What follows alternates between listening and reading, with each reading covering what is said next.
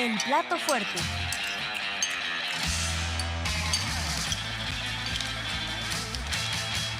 Y no tenemos crisis económica, ¿verdad? Porque ha aumentado el salario mínimo y en la lógica neoliberal nos estaban siempre asustando con el petate del muerto. Subes el salario mínimo, esto provoca inflación, que es la inflación, aumento en los precios. El Banco de México tiene que imprimir más billetes, entonces ya no alcanza para nada. El poder adquisitivo tiene una merma, o sea, por eso no aumentaban el salario mínimo. Era el pretexto perfecto para tener condiciones precarias de los trabajadores, ¿no? Así es. Y eso se rompió y la verdad es que es una de las grandes lecciones. Los economistas que tanto pregonaron eso quedaron rayando en lo ridículo y varios de ellos fueron secretarios de Hacienda, ¿no?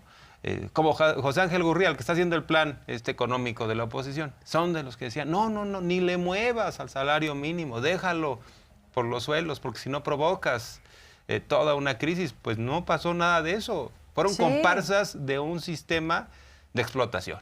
Sí, eso, o recortes presupuestales que iban a temas sociales o que iban, por ejemplo, a financiar gasolinas, cosa que ahora se está haciendo, el subsidio a las gasolinas, para que no hubiera gasolinazos, ¿no? Y luego con unas justificaciones así tremendas como las que también escuchamos de, no, pues es que los pobres no tienen coche, entonces no les afecta, ¿no? El gasolinazo. Sí. Entonces, no, sí, efectivamente, creo que una de las grandes satisfacciones con las que hoy habla el presidente tienen que ver con esto de haber podido demostrar que otro horizonte, otro escenario, otra forma de hacer las cosas con otros resultados es posible, y ahí estamos viendo los resultados. Y hoy, pues este gran anuncio del incremento del 20% es el quinto aumento salarial que se da en esta administración. Así es. La sexta negociación que le toca, porque imagino que está tomando en cuenta el presidente, diciembre de 2018, así es, ¿no? Que también le toca negociar. El primerito. Y dentro de estas negociaciones, pues solo una, ¿no? Ya hemos dicho, no hubo acuerdo.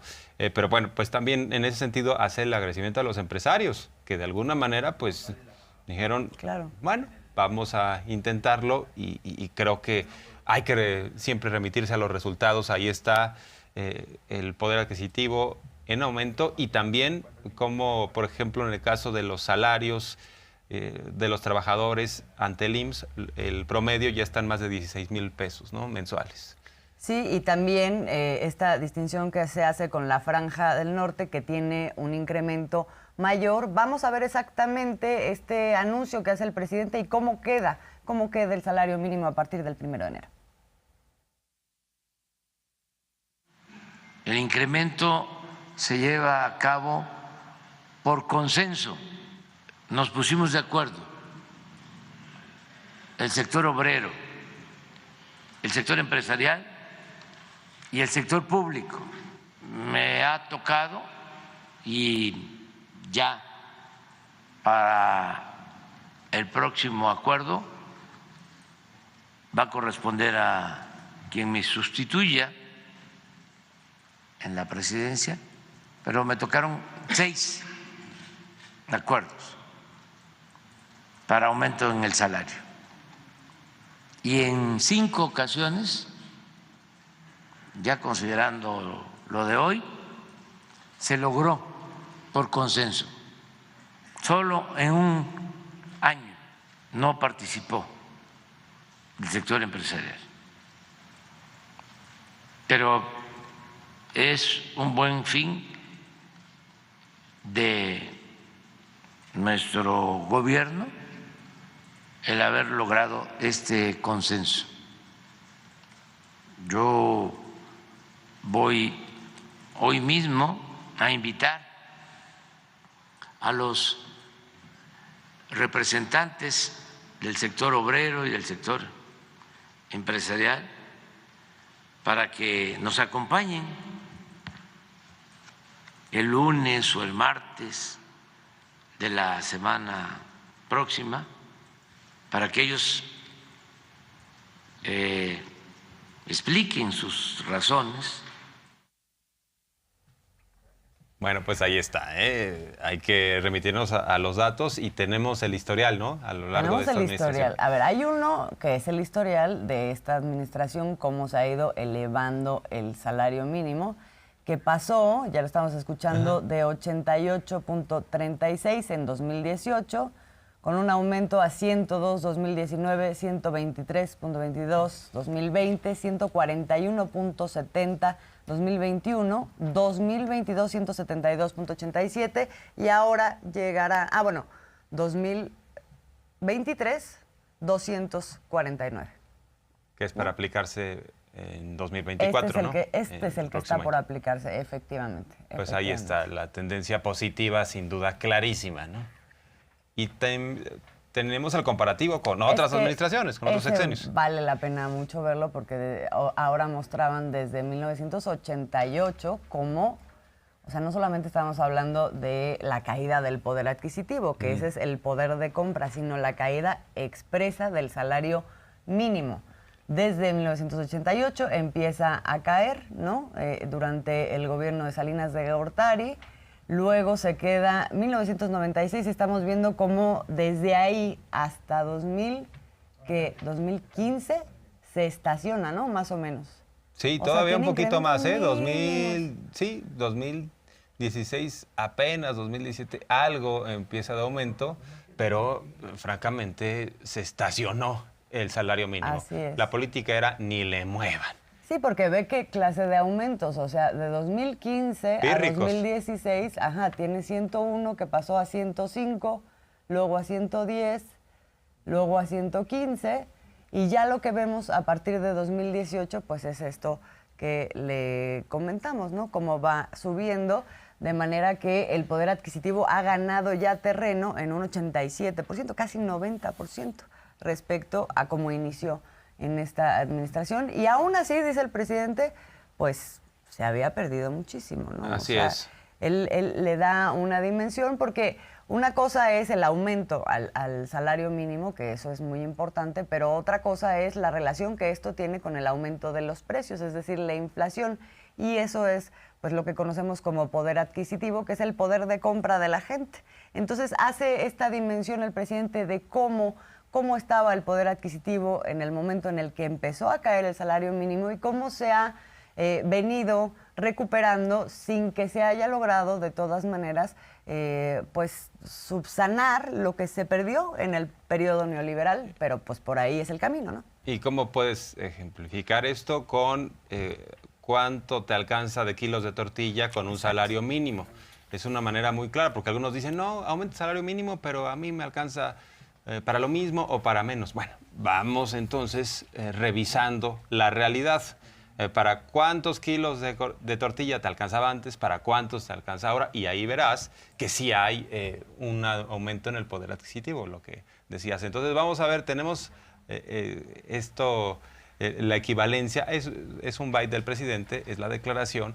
Pero bueno, es muy claro porque algunos dicen, no, el aumento del salario mínimo se ha disipado, no es cierto que te alcance para más. No, sí te está alcanzando para más, y vamos a ver parte de lo que explica el presidente en términos del kilo de la tortilla. Hubo una pérdida del poder adquisitivo del salario hasta aquí del 70%. O sea, siempre la inflación estaba por encima del salario mínimo. Y a partir de aquí cambió. Y ahora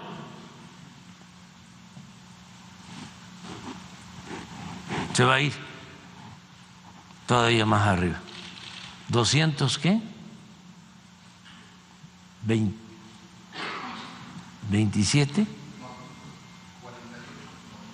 248. Está acá. Y aún así,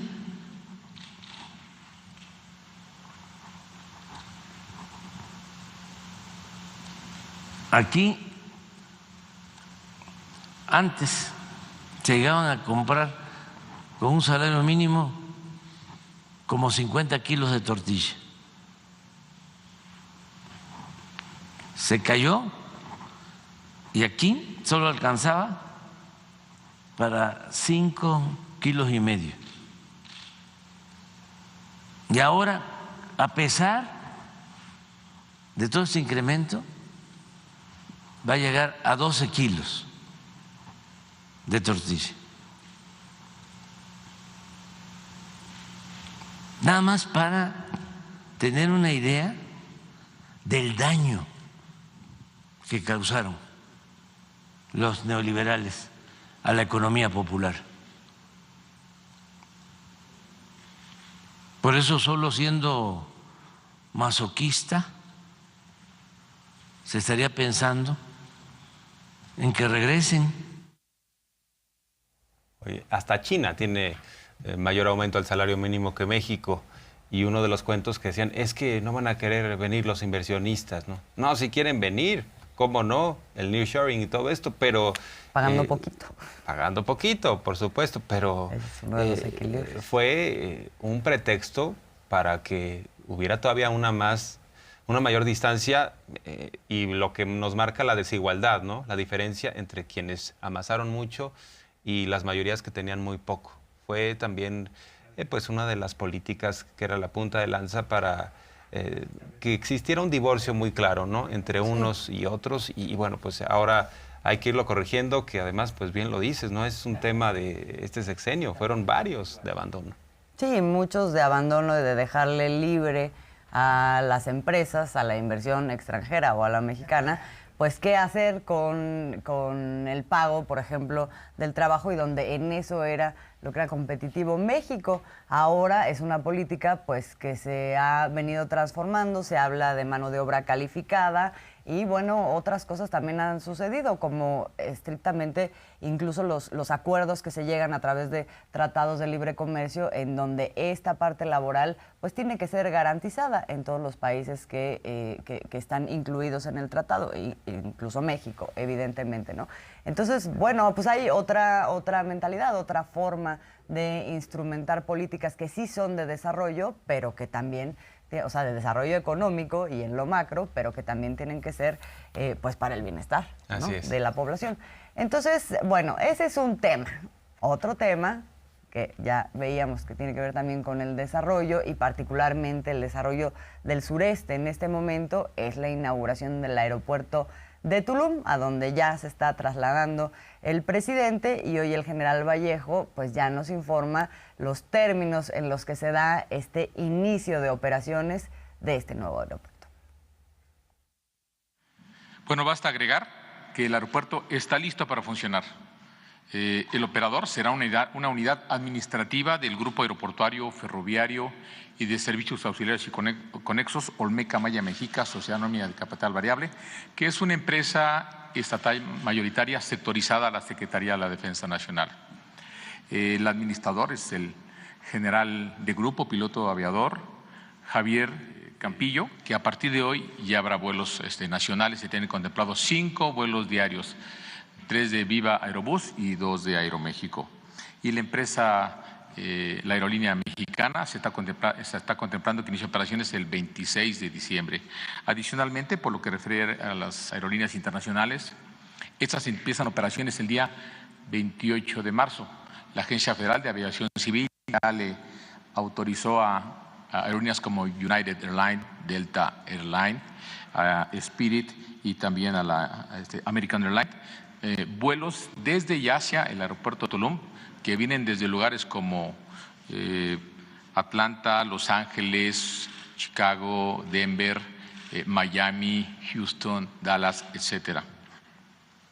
El aeropuerto se construyó para una capacidad operacional en estos momentos de 5.5 millones de pasajeros, como ya lo vieron. Este año se contempla un flujo de pasajeros que ronde los 700,000 pasajeros. Hay un plan nuestro de desarrollo que contempla este crecimiento hasta llegar a más de 20 millones de pasajeros.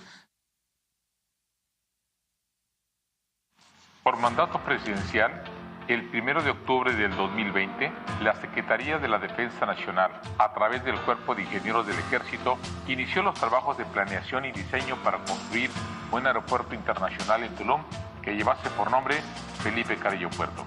Este gran complejo aeroportuario fue edificado con pleno respeto al entorno ecológico y arqueológico bajo los lineamientos establecidos por la normatividad nacional e internacional, contando con las siguientes instalaciones: una pista de 3.700 metros de longitud de concreto hidráulico, la mayor y mejor equipada de la península y la segunda más grande de su tipo en el país, que permitirá vuelos comerciales rentables entre destinos tan lejanos como Tokio, Estambul, Buenos Aires o Anchorage en Alaska. Un edificio terminal de pasajeros con 75.156 metros cuadrados de construcción distribuidos en 4 niveles, con una longitud de 430 metros y una capacidad para atender a 5.5 millones de pasajeros anuales. Su arquitectura integra reminiscencias de la cultura maya, tropicalizada con materiales locales que fusionan la edificación con el entorno local. Esta edificación dispone de 13 salas de abordar, una torre de control de tráfico aéreo de 45 metros de altura equipada con la última tecnología. Adicionalmente, en el límite del complejo aeroportuario estamos construyendo con recursos de otra cartera de inversión la vía férrea del Tren Maya y una estación de pasajeros, que estará conectada con el edificio terminal de pasajeros del aeropuerto a través de las vialidades con un servicio de transporte de ida y vuelta. En conjunto con otros aeropuertos de la región como Chetumal y Palenque, el aeropuerto de Tulum impulsará la red de conectividad aérea del sureste del país, facilitando el acceso al sur de la Riviera Maya con diferentes atractivos naturales, fomentando el turismo y el desarrollo de la infraestructura para su atención, mejorando por ende la economía de las comunidades cercanas. Hay parte de lo que nos estaban informando sobre cómo se dio este proceso para la construcción del aeropuerto de Tulum. Dice Howard P., que nos está mirando, 2 aeropuertos en un solo sexenio, ¡wow! Pues es que sí es para decir wow, porque además, sí, o sea, faltan otras obras también, la refinería Dos Bocas, digamos. Han habido muchas obras en este sexenio, el Tren Maya, que ya lo veremos inaugurar próximamente, no es cualquier cosa y se necesitaban condiciones idóneas, digamos, para hacerlo. Sí, sin duda. Está también lo de la refinería Olmeca en Dos Bocas, pero además hay que subrayar algo, es inversión pública, es dinero del presupuesto que se contempla año con año. No son obras que se le van a entregar a unos cuantos y que además nos generan, ¿no?, estos esquemas de APPs en donde pues acabamos como sociedad pagando hospitales, aeropuertos 10, 15 veces su valor, ¿no? Y aquí ya se está pagando y además se hizo muy bien. Imagínense, vamos a tener en ese aeropuerto la segunda pista más grande de todo el país. Entonces, de ese tamaño es la seriedad de ese aeropuerto y sin duda, pues lo ha comentado el presidente, una de las anclas que tiene la 4T es el apoyo de las Fuerzas Armadas. En el evento del día de ayer con cadetes dijo, son 5 las funciones que están haciendo. La protección a la soberanía, también la seguridad interior, pero hay 2 que le adjudica tanto al Ejército como a la Marina y a la Fuerza Aérea, que son de desarrollo social y de progreso. Y esto tiene que ver precisamente con lo que estamos viendo en lo que hace a los aeropuertos, a esta intervención en obras. Y hay otra función que es lo de la parte de las emergencias, cuando hay contingencias, ¿no?, que el Ejército también apoya. Pero sí le añadió... Lo estamos viendo en Acapulco, ¿no?, por ejemplo. Sí, le añadió estas 2 funciones que son funciones sociales. Por eso dice el pueblo, más bien el Ejército es pueblo uniformado, ¿no? Y por eso decimos de condiciones que eran necesarias para que esto pudiera realizarse. Hoy lo reitera el presidente, cómo hubiéramos podido construir todo lo que hemos podido construir si no es con el apoyo del Ejército. Y de ahí, pues evidentemente se pasa en estos balances que hace últimamente a hacer un agradecimiento y un autorreconocimiento de elegí bien, ¿no?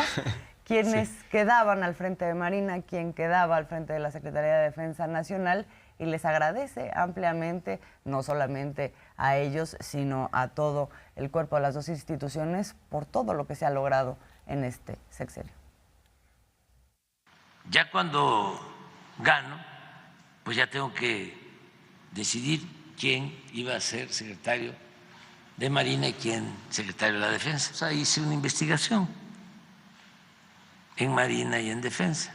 Hice además otras investigaciones y ya llegué a la conclusión que el mejor era el almirante Ojeda, de más antigüedad. Había escrito un libro en los años 80 en contra de la corrupción y tenía un expediente limpio. Y luego me toca decidir sobre el secretario de la Defensa.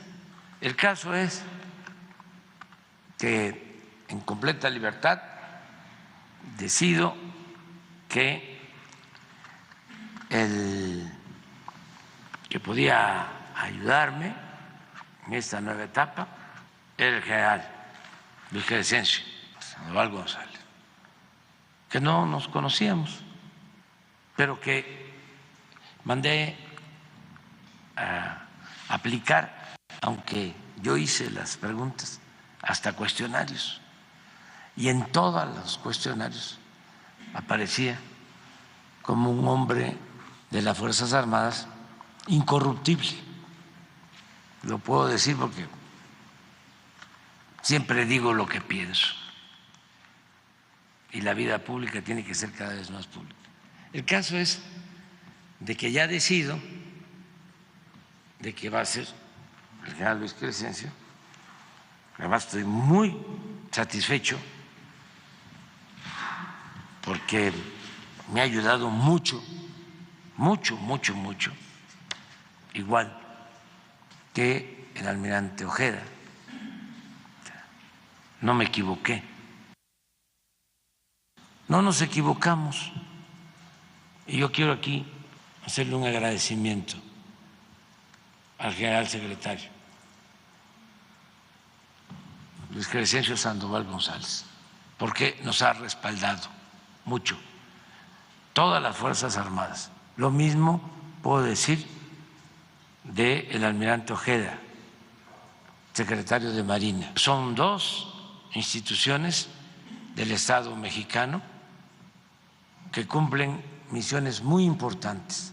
Como estamos a 5 años de gobierno, imagínense qué hubiésemos hecho si se cancela el aeropuerto de Texcoco. ¿Con quién hacemos el nuevo aeropuerto? ¿Con las empresas que habían quedado echadas a perder? Empresas en donde tenían acciones o eran dueños hasta directivos de medios de comunicación. Afortunadamente ya la mayoría entendió, de esos empresarios o gente muy cercana al poder, de que son otros tiempos. Lo que hubiésemos hecho sin el apoyo, sin el respaldo de las Fuerzas Armadas.